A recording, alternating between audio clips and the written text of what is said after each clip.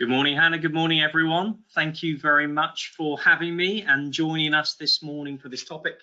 I think we'll start with an introduction. So I'm Ricky Martin. I am a biochemist from Cardiff University, which I'm very proud of. I'm a member of the Royal Society of Chemistry, and for the last 16 years, I've been supporting talent exclusively across the life sciences, helping people in a range of backgrounds from science, technologies and engineering within that space. And one of the key topics that comes up again and again in recruitment at the moment is making sure that all unconscious bias is removed from recruitment processes where possible. We've selected gender as one of the key areas we'll look at, but we are going to talk broadly about unconscious bias in general. So really looking forward to having a conversation with everybody today. I've got a number of fantastic panelists who have all got fantastic experience working with people across a number of years, different backgrounds, and helping them join organizations. And we've all experienced different variations of where this has been prevalent and different variations of where we're trying to do our utmost to kind of move it out and make it more focused on the individual rather than any form of bias. So thank you again for joining us. I'm going to welcome across our guest this morning, and I'm going to start with Clair Collins from WISE. Claire, would you like to come on screen and introduce yourself to everyone? Dr. Clair Collins, I should say. Where's my manners? Morning, Ricky. Thank you so much. Okay, I'll just give you a quick introduction to myself. So I've got a science background. I did a degree in chemistry and then a PhD in physics. And I worked as a product manager for a number of years in a large scientific firm. But I found it very difficult for me to balance my part-time career with my family. And so I effectively had to find a new career, which worked better for me. And I found, luckily, a career in WISE. As a result of that experience, I'm very much a proponent for encouraging women to think about new careers and to think about new career opportunities. It's never too late to switch your career. I'm now head of products and services with WISE. We have over 200 corporate members, all looking to increase the number of women in STEM careers. Our membership offers a number of ways to get involved, from our latest research, our case studies, our knowledge sharing events, and our benchmarking and monitoring progression as part of the 10 steps. That's a huge part of our WISE membership. And we have a number of members come together each year at our Measuring Progress event to share their progress and encouraging recruiting women in STEM roles. We offer training for members, including unconscious bias training and introduction to diversity. And we offer a number of interventions and workshops for premium members. And that's our job advert review, our cultural analysis tool, and of course our 10 steps workshop. I'm really lucky that I've got a career I love and I can utilize my science background in that. I produce the latest research, I produce data and statistics, and I love the fact that I can build a solid business case for leaders and for senior leaders to convince them that diversity is not just a nice to have, it's a business need in this day and age. So I'm really looking forward to our discussion. Thank you so much. Thank you for joining us, Claire. I just want to reiterate, Claire is extremely not just passionate about the space, but very great at what she does. And I've met her on a number of occasions. She loves the space, loves what she does, and that isn't just something she says either. So thank you for joining us, Claire. I'd also like to introduce, if you could come on off mute and on screen at the moment, Claudette Rushworth, who's the HR Director of Rosemont Pharmaceuticals. And I've had the privilege of knowing Claudette for pretty much 15 years. I've worked with Claudette through prior businesses and now through Recruitment Solutions. So Claudette, would you like to introduce yourself? Yeah, thanks, Ricky. So my name's Claudette. I work at Rosemont Pharmaceuticals, predominantly based within Leeds. Been with the life science arena for 16 years, and that's been predominantly within Rosemont, with 20 years in the HR arena. I've worked in various roles within Rosemont, up and down the country, providing generalist advice to leaders and to employees across the board. Our key focus has been and continues to be in providing an inclusive and diverse environment, and this is throughout the whole life cycle of, identifying, a particular role within the organisation, through the whole recruitment process, and then through the whole life cycle of the employment of the individuals. because it doesn't just necessarily mean in terms of the recruitment, but it's also making sure that we're providing opportunities within the organisation to everybody from all natures of backgrounds and society, etc. Thank you, Ricky. Thank you, Claudette, and thank you for joining us as well. And our last panelist for today will be Jacki Bonam from Rosemont. She's the Quality Director and works with Claudette very closely, and this is a key topic for her. So Jacki, would you mind also coming off mute and on screen and introduce yourself, please?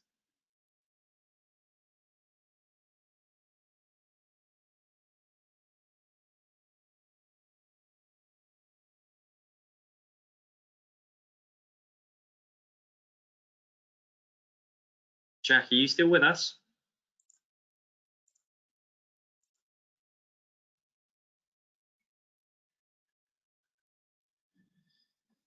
Just while we're waiting for a moment to Jacki come on screen, I think a few things I'd like to share, which I didn't share with you earlier. So I'm the founder of a company called Recruitment Solutions, and what we do is we support talent across the life sciences, primarily the UK, but further afield in Europe as well.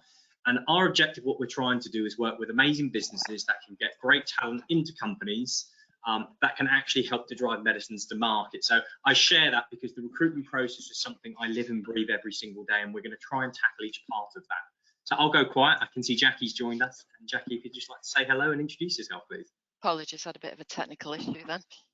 Hello, my name's Jacki Bonam. I'm the Quality Director here at Rosemont. I've been at Rosemont since January. Prior to that, I've got 35 years in pharma. I'm a chemist.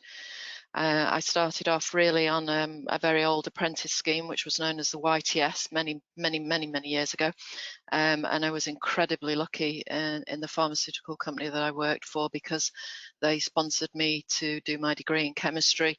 I've been incredibly lucky throughout my career. I've been given some great opportunities. I'm still being given great opportunities.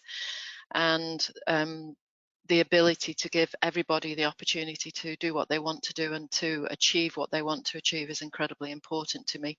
So I'm very pleased to be on this panel.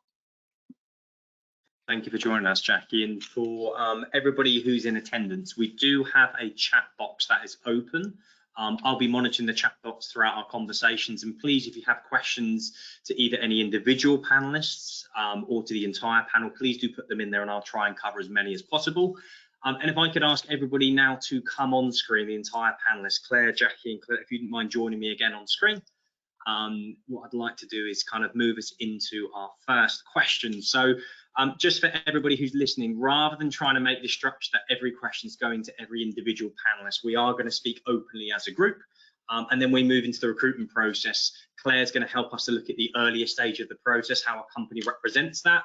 And then Claudette and Jacki are going to help us as that process progresses. So the first question that I wanted to ask, and this is relevant to anybody, whether they are very experienced in industry, whether they're new to industry, thinking of a career in any industry, is what actually does unconscious bias mean? And I'm going to put the word gender to one side at the moment, because unconscious bias works in so many different areas. So if I could open an open question to the panel, and I know Claudette has an answer to this question, so I'm going to start with Claudette and then we'll move around. So I'm going to put you on the spot now, Claudette. But if I ask the honest question, what is unconscious bias? Because unless we know what that is, how can we answer the question? What is unconscious bias?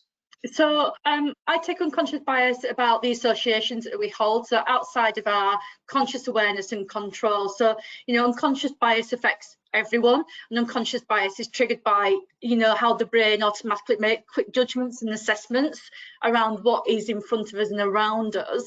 And what we do within our organisation is try to eliminate that or raise the awareness of that through training and awareness programs, but also through how we support and manage our recruitment processes and the life cycle of the employee employment, as you say. I think it's critical to the success and the attraction of you know, candidates and talent within the organisation. So putting it very simply, if a business isn't thinking about the unconscious bias in their process, what's the danger long term, Claudette?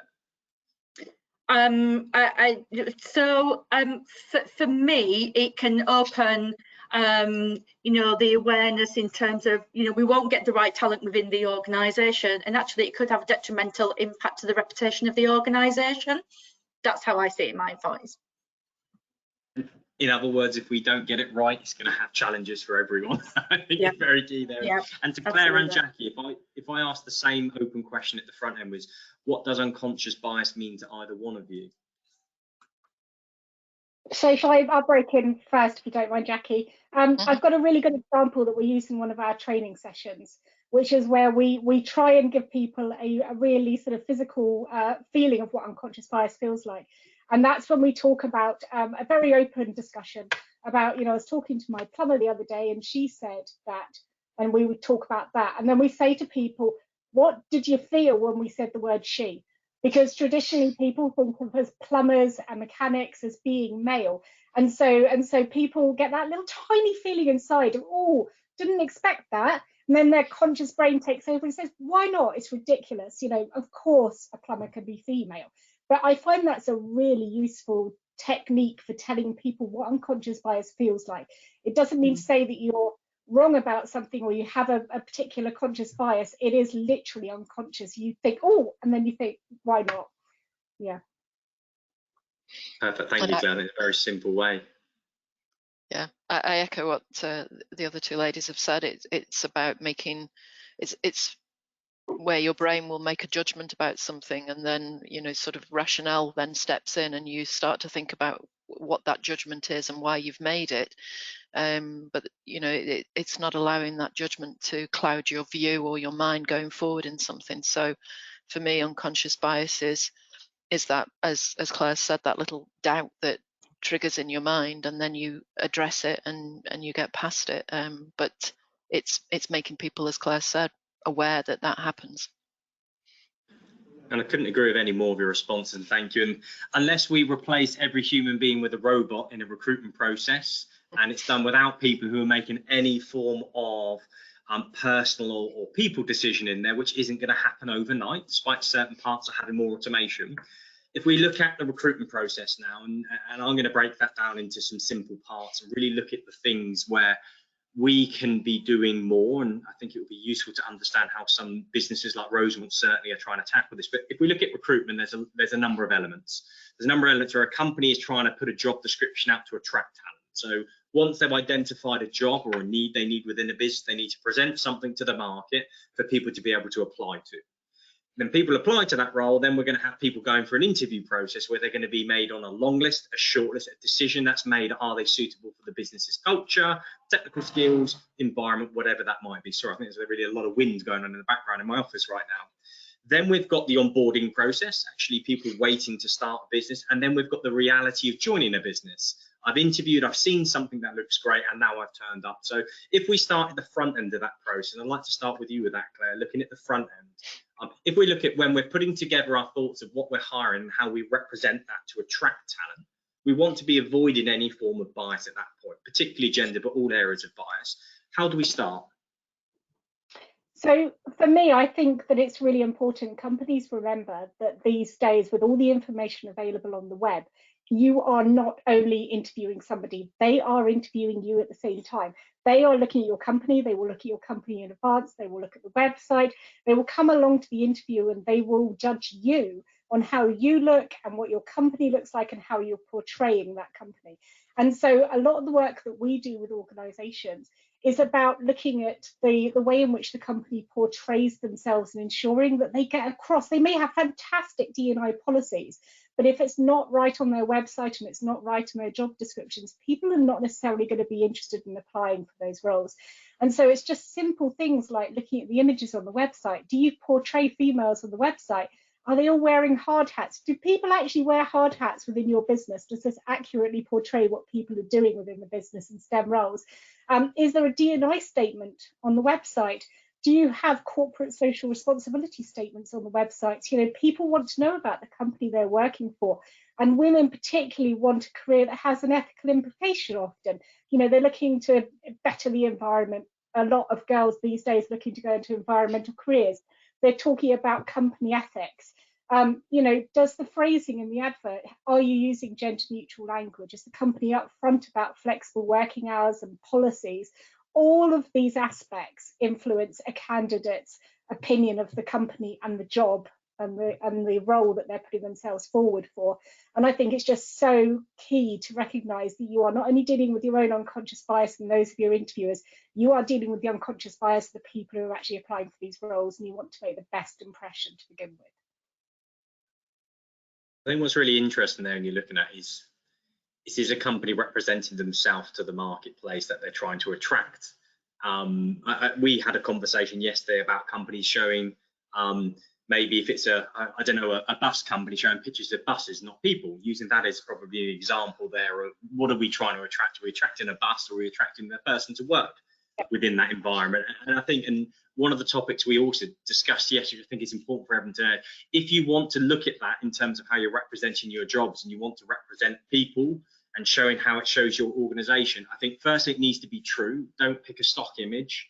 I think it's very important because it shows a gender balance or a diversity balance, any type of ED&I consideration, unless that is really representative of your business, because people will eventually join you and realize that that's not you and not want to work there. And I guess a question, one of the areas you looked at is the wording. So if we think of job descriptions and wording, it's really important we get that right, but can we think of any keywords as a panel that if we're talking to them about words on a job description that will alienate women, for example, or only attract men, for example? Are there words that are no-goes that we should be avoiding in certain opinions?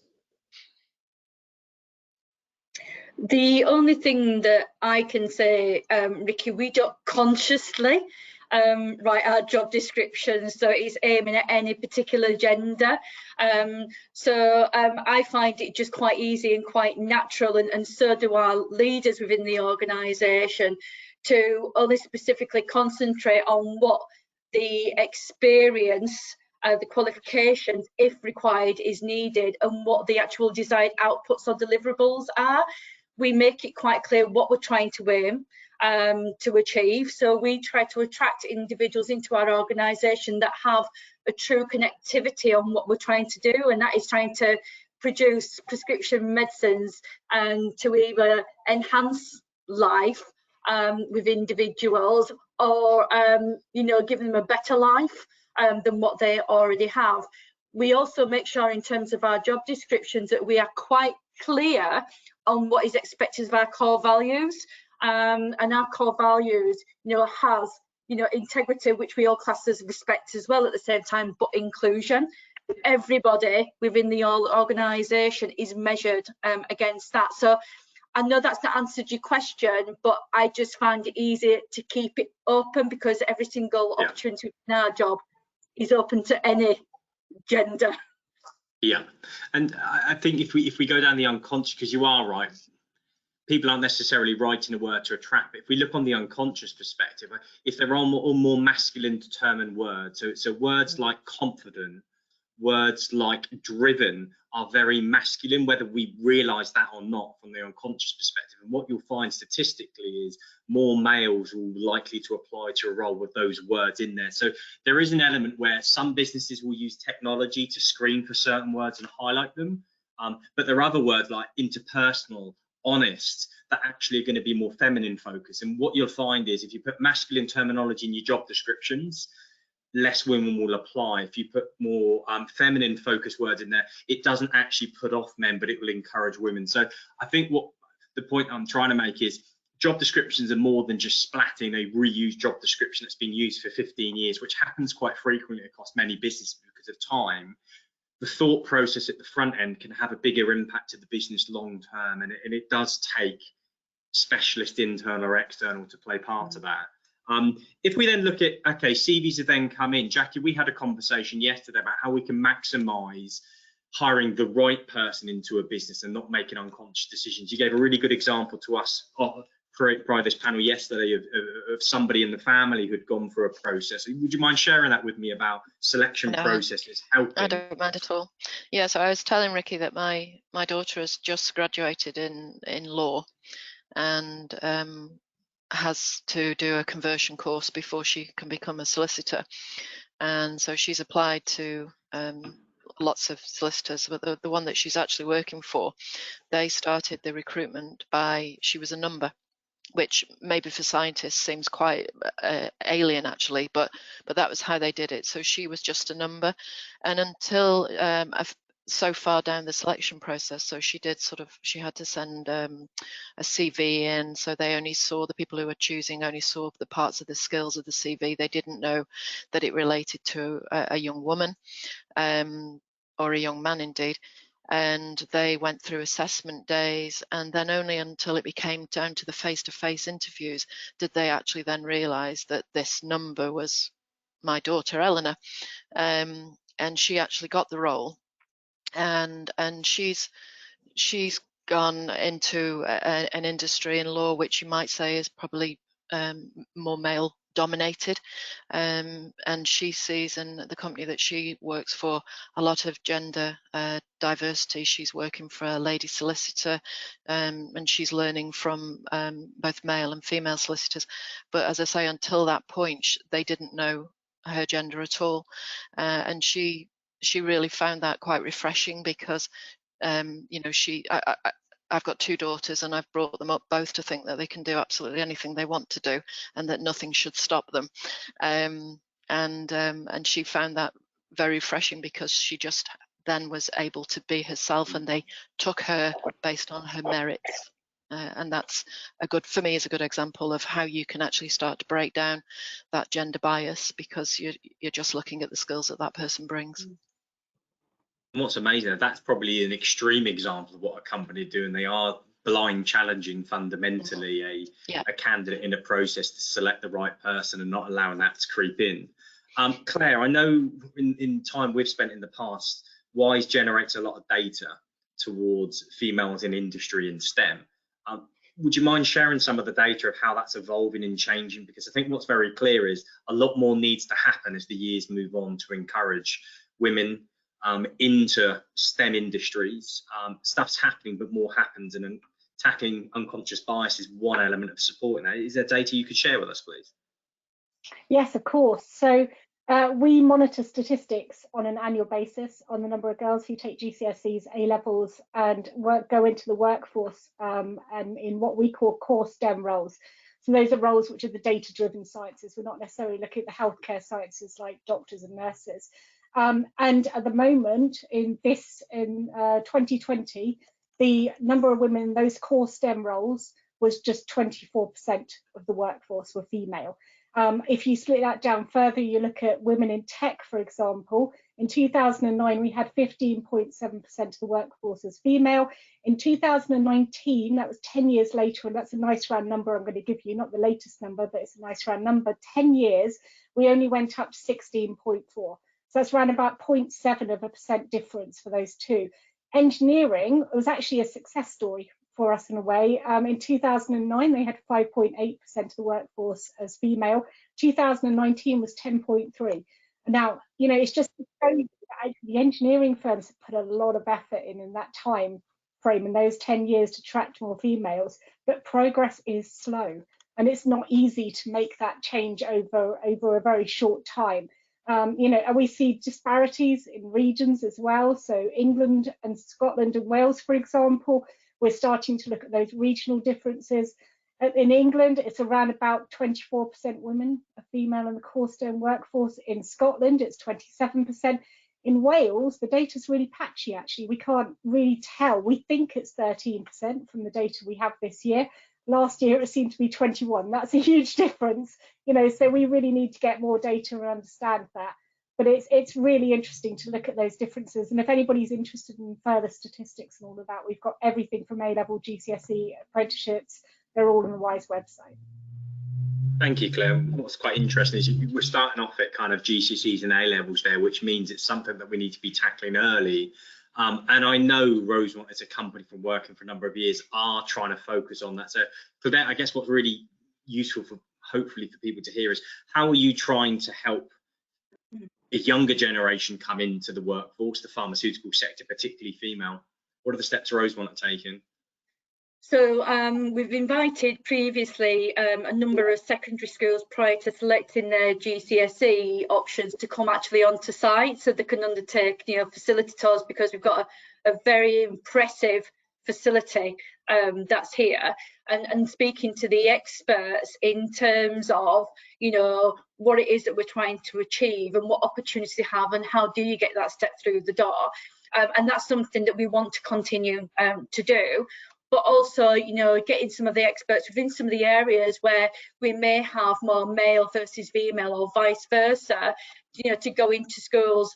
So like within our operations areas, predominantly with engineering, which you just talked about, Claire, our warehouse and production, it may be more of a male orientated environment. So we'll probably most likely take those experts within those areas into schools and say what we're trying to achieve.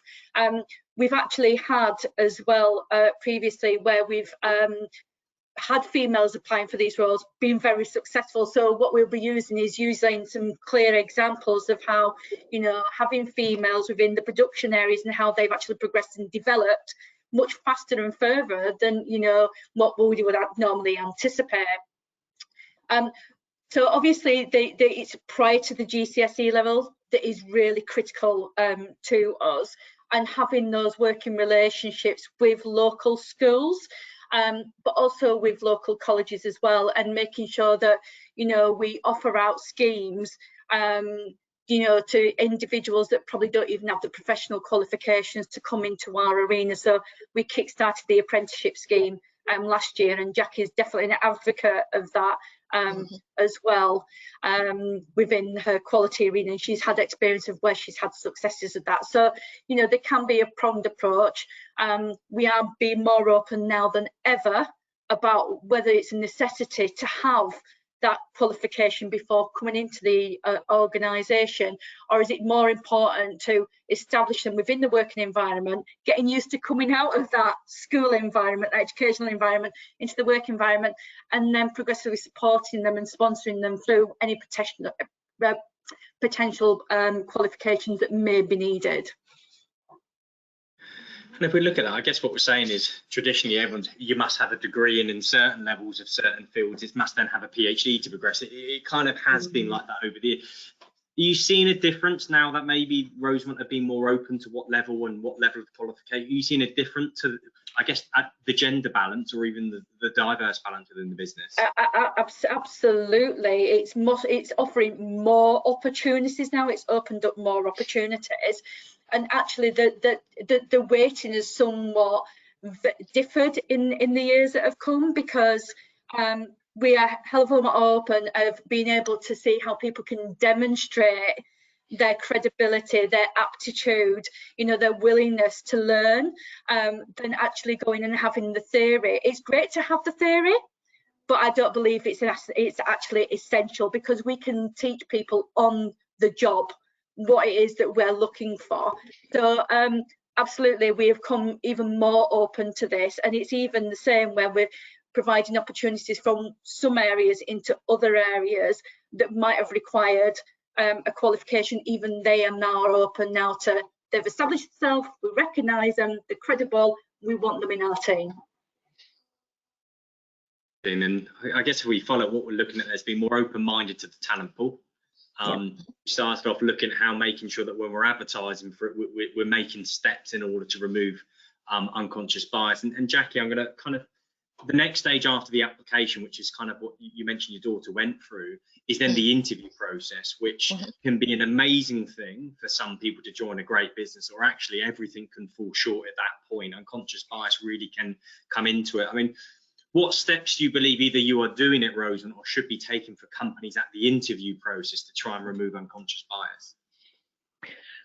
So when I look at CVs, I look at the skills. I don't look at very much else, to be honest with you. I don't know if that's a good thing or not, but I tend to look at the skills that people are putting in their CV. So we've just been recruiting for middle management level.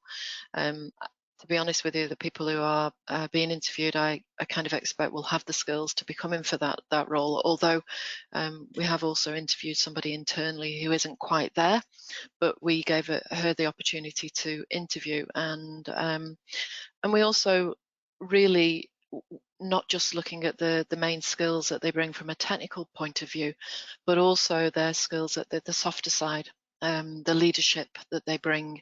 You know, as Claudette says, we have our values here, so we're addressing those as well. We're understanding whether that person fits with the Rosemont ethics, whether they'll fit with the team that they will be leading. So we put together a panel of people so that, you know, they will do the way I do it is I have a 30-minute Teams, and the reason I do that is because they can ask questions of me, I can ask questions of them, they can see as much as I do whether they really want to, you know, go further in this role. And then if they do want to go further and I want to take them further, we then open it up to a larger panel of people.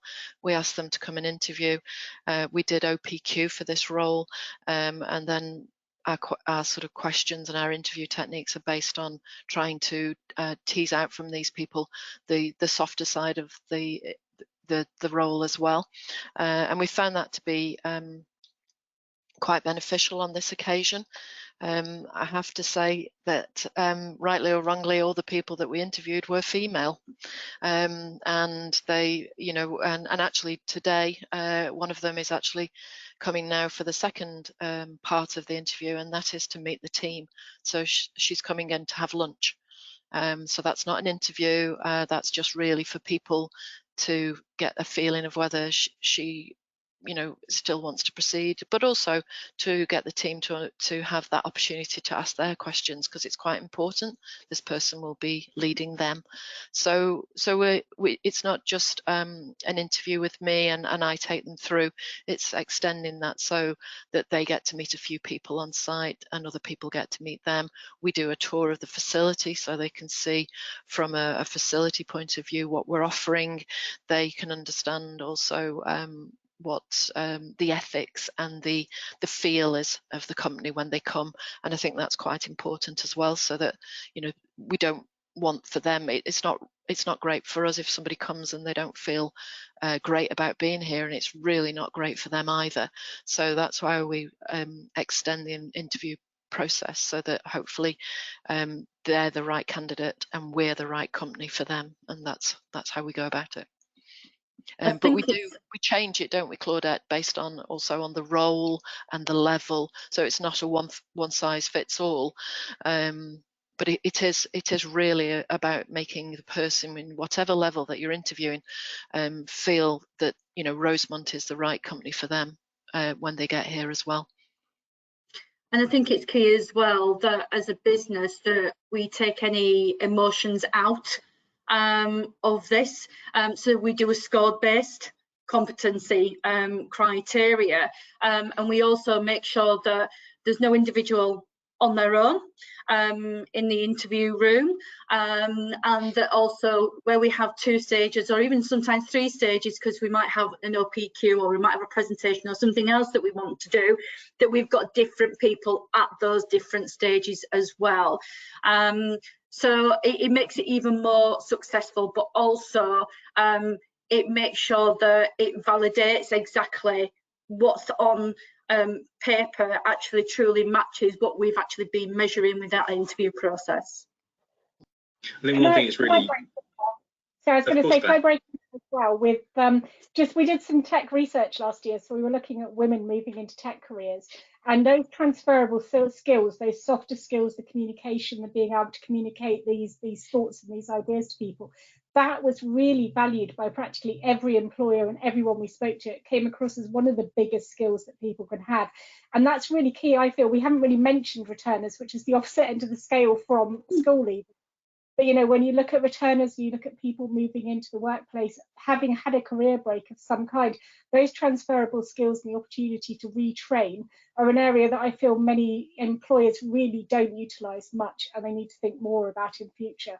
And, you know, and those transferable skills, we did a transferable mentoring skills program for Network Rail last year, and out of the 16 people on the course, 3 of them have now got jobs with Network Rail, and they wouldn't have had those jobs otherwise because they wouldn't have been seen as viable candidates. So, you know, just thinking about roles and opportunities in a different way is really key to success in recruiting women.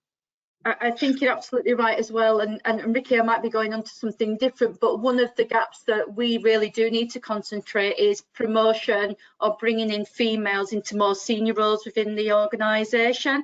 I know COVID has really helped to some degree, but now that as an organisation we provide that flexibility, we've actually reduced our core hours as well to allow everyone to have that ability to be able to do what they need to do if they've got caring duties and not feel the pressure.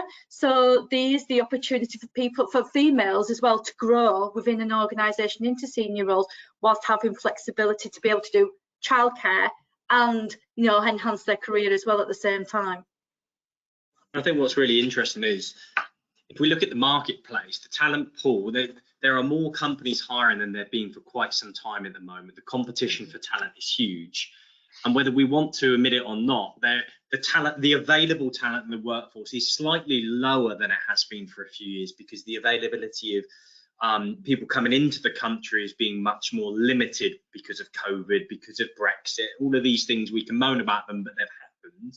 And the last 2 years, mobility of people within countries being much greater. So it is really important that if we want to be able to bring talent into the business, we need to look at other places to find them. So you're absolutely right, Claire, particularly looking at people who are returners and how we accommodate them into the business. Claudette, looking at the conditions of the business. And it's taken something like COVID on occasions for a number of companies, myself included, to start looking at how do we change certain things to make the business all more attractive and more efficient. So I think one thing for anybody who's on this at the moment, who is in a position of hiring or even looking for a role, is a lot of businesses are going for a lot of change right now to look at that workforce and to plan the pipeline for the future of talent. And a lot of these things right now is the right time to be driving changes. And I don't think we went off on a tangent with that area at all. I think it's really important to be able to look at bringing people at all levels. If I can follow the process through, because a couple of things we've looked at is where people come from, how we can, I guess, attract people from an advertisement perspective, how that we can make decisions at interviews by having a panel. I think, Jackie, you mentioned having a panel of people. And I actually would say from a third-party recruitment perspective, the meeting the team element is so important, because time and time again, when we're representing people, it might be on occasions a one-stage process. They meet one person and an offer can be generated. And although that looks great from a speed perspective, actually from a candidate's decision making, I don't know much more about that company. I only know one person's view about that business. I don't know any of the other people in the team that I'm meeting and how I'll get on with them. Actually, what you guys are doing by having a panel and a more social to meet the team will maximize the chance of somebody actually being a successful appointment and staying with you for a longer period than just what I would say is hiring for a vacancy, which is sometimes how people have looked at things years and years ago. It will maximize the long term. But I guess from a candidate perspective, what else can they do? Because I guess we're talking a little bit from an employer's perspective. But if I was talent in the marketplace and I wanted to make sure that a business was the right place for me culturally, I felt like I could join that business, that they hadn't been prejudiced towards me. What are the things you could do if you're a job seeker looking at a business trying to make sure it's the right professional home for you? Open question to anyone, really. From my perspective, and having talked to a number of organisations, going back to that image that you portray in media, on your website, and in any personal interactions, that's really key. You know, just bumping into somebody at a conference from an organisation and talking to them about how that organisation treats them, how they're being, you know, how the promotion prospects are, what the company does for them, what benefits they have. And let's face it, benefits go far beyond just getting a pension these days. It's down to giving days off to do volunteering, or, you know, or offering them sort of extra benefits in terms of healthcare benefits, etc. All of those things influence somebody's opinion of an organisation, and the website is really key. And I think more and more you need to have that ED&I perspective on the website. It needs to be clear, upfront and honest, and on the job description it needs to be very open about the opportunities for flexible working, for, you know, for the opportunities for promotion, or the opportunities for that person to really progress within the organisation and feel part of that organisation. Yeah, I agree. And for me, it's about living by the values and living by what we are saying, and doing what we're saying, so that you come across as a credible organisation. And even though that we may do the majority now of our first stage screening virtually, I feel that we've come used to doing it virtually, and you can still measure the value and where a business is coming from by how you're behaving and how you're talking, and how people can feel how enthusiastic you are about the organisation you work for.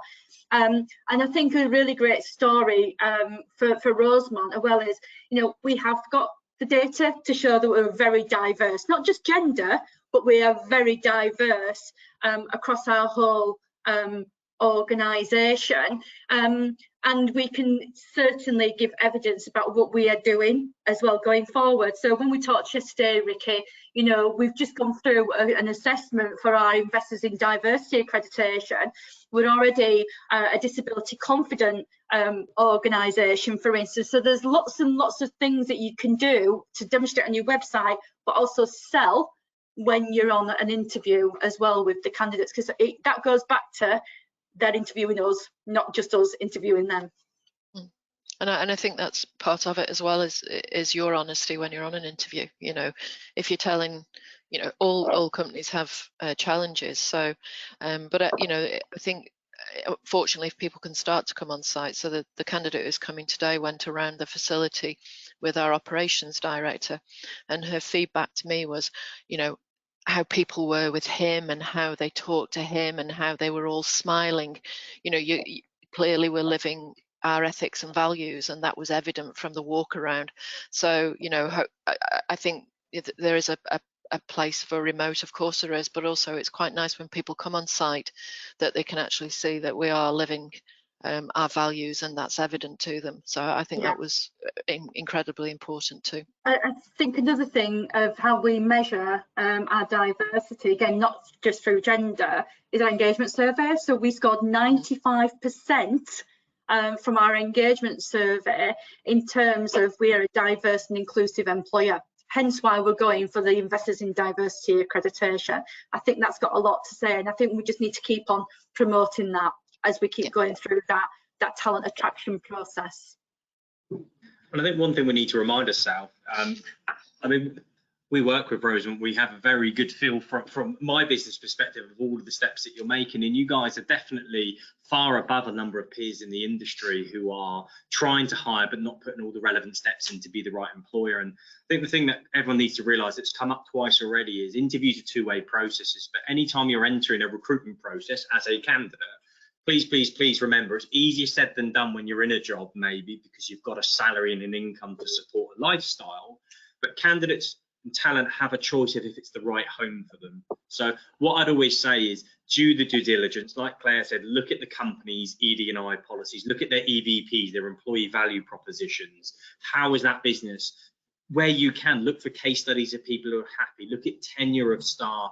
LinkedIn's a great source of information these days. I don't sell for LinkedIn, but it's a great source of information where you can get statistics and analytics on businesses. And I share that because if you're going into recruitment process, whether unconscious bias is fully eliminated or not, ultimately you never have to feel you have to say yes. If something is off or missing or you're not quite sure, please ask the question. Interviews are two-way processes. And I think historically, when people have talked on particularly the bigger companies, there's a job for life is the term that I heard a lot when I started recruiting in kind of 2006. And I don't hear that as much now. People are a little bit more fluid with their careers than they used to be.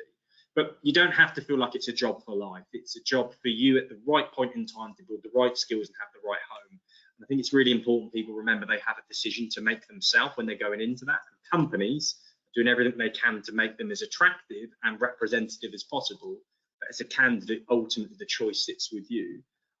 Social media is always a topic that people talk about a lot. And some companies that do a really good job at trying to show the way that they operate is by maybe investing a little bit heavy into some of the social media. Bigger the company, the harder that might be because it's managed through a marketing function. How positive or negative can social media be towards a company's representation in everyone's opinion? So it can take either effect, in my opinion. So if we take, for example, Glassdoor, you know, it can have either effect in terms of that. It can have, you know, people may go and have a look at Glassdoor to see what comments people have said about the working environment and how we treat people within the organisation. And it can be of a detrimental weighting. It can limit, you know, the talent pool coming into the organisation. Whereas, you know, if we've got glowing reports, we probably have an influx. So I think it can play a big weight in terms of somebody's decision as to whether or not they want to join us and if they want to stay with us.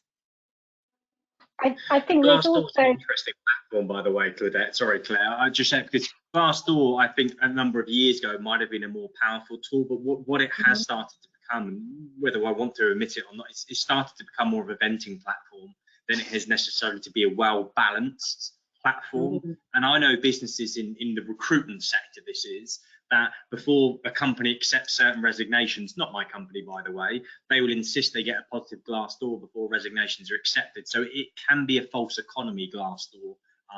To throw that out there just as a, it's not, you have to find out more than just what a Glassdoor review would say on any business, because every business will always have happy leavers and probably those that didn't get what was right for them. Sorry, Claire. Yeah.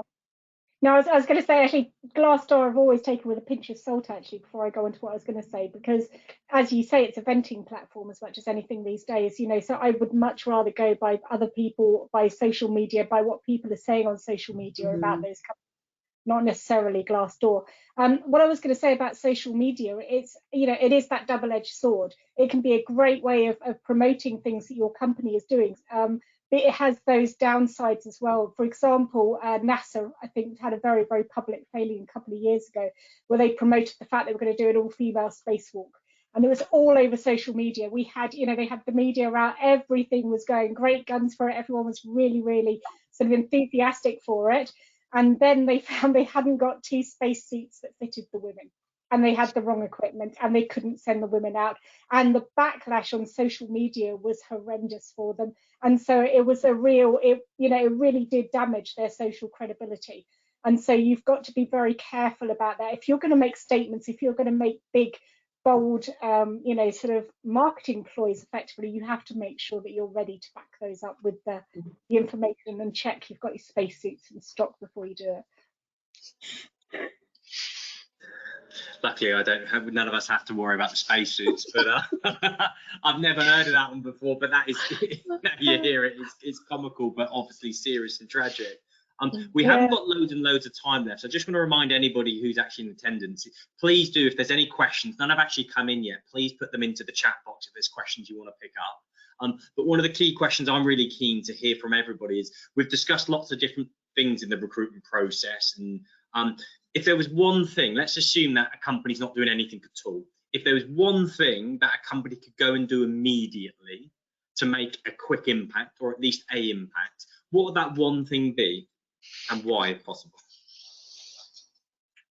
For me, it's looking at, whenever you replace somebody and you're looking to rehire a role, don't recruit the person who's just left. Think about that job, think about what opportunities you have to get somebody new into that role, think about who could fill that role, think about the, you know, the sort of qualifications, think about whether you can put skills on a job application instead of qualifications. You know, skills are far more important than qualifications a lot of the time, but still so many jobs say requires a degree. So for me, the biggest thing is to really think and get people's input on that job description. And also the other thing is to give the time. If you want females to apply, you're going to have to give people the opportunity to go out and find them and bring them in. So saying that you need to hire somebody in 1 or 2 weeks, I know that's what companies want, but you will never make great inroads on your gender equality if you don't give people time to hire these positions, give sufficient time to find the right people. Yeah, and I would also seriously consider a starting point of being making sure that the adequate training and awareness programs have been rolled out about unconscious biases. Yeah, and I agree with everything, and I think for me the biggest thing is to be aware that you might be biasing your view, and to try and have an open mind in the people that you're looking at, and make that conscious decision to be different.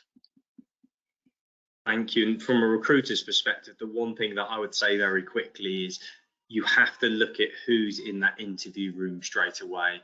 Because if it's a single person, it's a single point of failure. If it's a panel that represents a business, it's got a greater chance of a success.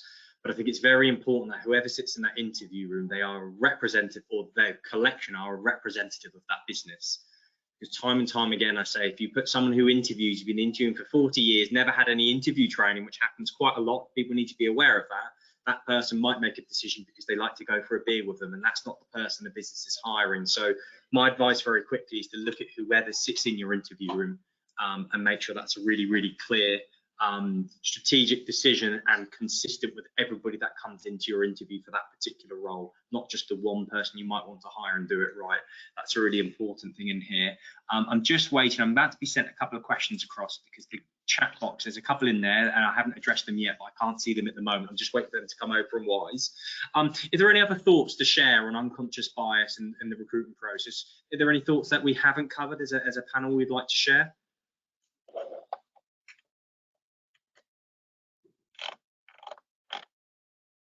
I think, to be honest, we've covered a lot today. Yeah. I think one thing for me we haven't potentially looked at was apprentices, which we mentioned yesterday. And the idea that, you know, these days apprenticeships are still seen as kind of a second chance to have a career. It's not seen as something that's really viable or something that people really want to go to, and it's definitely not always seen as the first choice for a career move. And there's some fantastic degree apprenticeships out there available for people, and you don't have to have those fantastic qualifications in school. So it's a great way to think about getting new people into your company without having to go down that traditional qualifications route, and really trying to give people who don't necessarily perform academically well a really good shot at doing well in an organisation.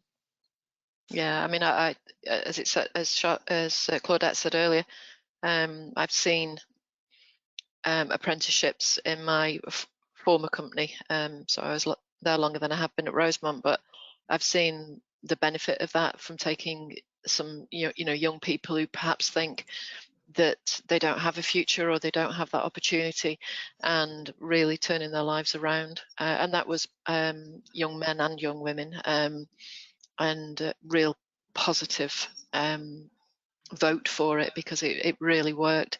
But I think the other thing for me is really getting to young people early on. I think I said to you yesterday, my youngest daughter is 19. I went to her discussion at school when she was thinking about her next steps after A-level.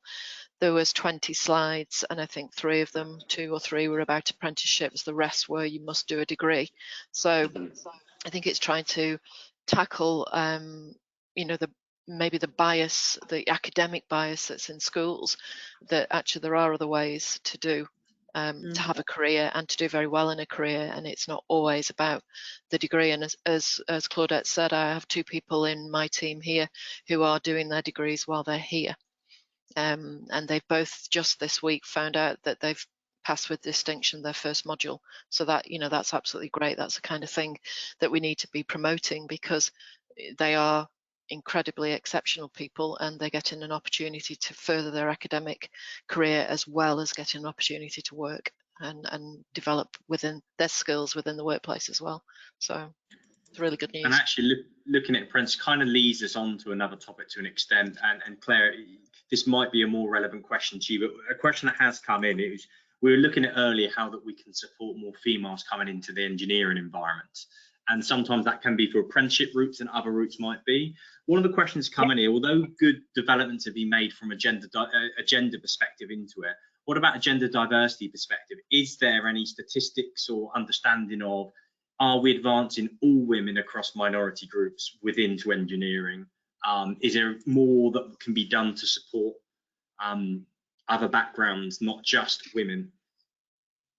It's a really interesting perspective, actually, because when you talk about minorities, if you actually look at other parts of the world and you look at other countries and the graduation numbers that they have, they're actually far higher than in the UK. So they have far higher numbers of females. For example, we recently did a training course for a company in the UAE, and they have no problems attracting females into STEM careers and into STEM degrees.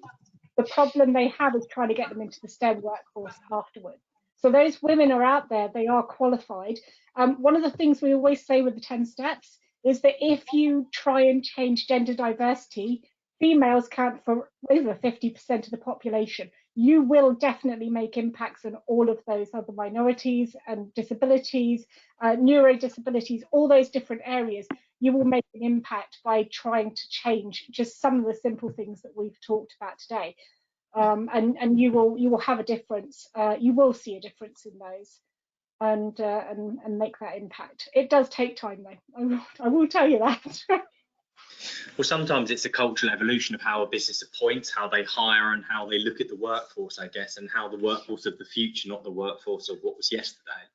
Yes. And I think a lot of the topics that we've discussed, I know gender was the primary focus that we started at, but unconscious bias, I guess, to give a looks in every area of any minority group, any protective characteristic, and if in all of the steps that are being made, a good diverse panel is looking for accepting and hiring talent into the business. I think every single one of any minority will have a much better chance of being successful in interview processes rather than maybe what has been a more traditional background and a traditional appointment, because that's what a business has always done. Businesses are open to changing, and what's great is things like ED and I are so much higher up on most companies' agendas, and it will become a key part for all companies in time. Those that don't, I think, will eventually fail. Would be an honest outcome. Apart from that, that's an hour. We were booked in for an hour, and I'm a bit shocked we've flown through the hour, if I'm absolutely honest with you. So thank you very much for everybody that's been on the panel. I really do appreciate your time, your insights. What's the best way to contact either Jackie or Claudette at Rosemont? What's the best way if people have any questions for you guys directly in the approach Rosemont to take? What's the best way to find you? Yeah, so we do have a central mailbox within Rosemont, and if they obviously make it for the attention of Jackie and or myself, and the email address is info@rosemontpharma.com. Perfect, thank you. And if I just clarify, if I ask the same question to you, but equally, some of the things that will really help people is becoming a member of WISE. I'm not selling for WISE, it's just an obvious fact. Claire, if I could just ask you to say the best way to get in touch with you and how WISE can help. Yes, so the WISE email address is info@wisecampaign.org.uk. Just to give you a little bit of insight into what WISE members get. So you get the 10 steps framework, which is our cultural change framework, our benchmarking tool, our diagnostic tool. Get access to case studies and best practices online. You get the WISE brand association. You can use our logo and tell all those people on all your websites about how fantastic it is to recruit more women into STEM. We also offer knowledge sharing events where people can come along and share best practice and knowledge, and they're often face-to-face. We're going back to face-to-face more and more now, and we've got senior leadership access and support, and we also do specific leadership training courses for leaders, tell them about the business case and encourage them to get more involved with diversity and actioning that diversity across their organisation. So just go to our website, wisecampaign.org.uk, and have a look on there at just some of the benefits, or give us an email and find out more. Thank you. Perfect. Thank you all for your time. Thank you very much to everyone who attended, who's still with us. A high percentage actually lasted the full hour of us, which is actually a huge compliment. So thank you. I'm Ricky Martin. I'm the founder of Recruitment Solutions, and thank you for everyone in your time.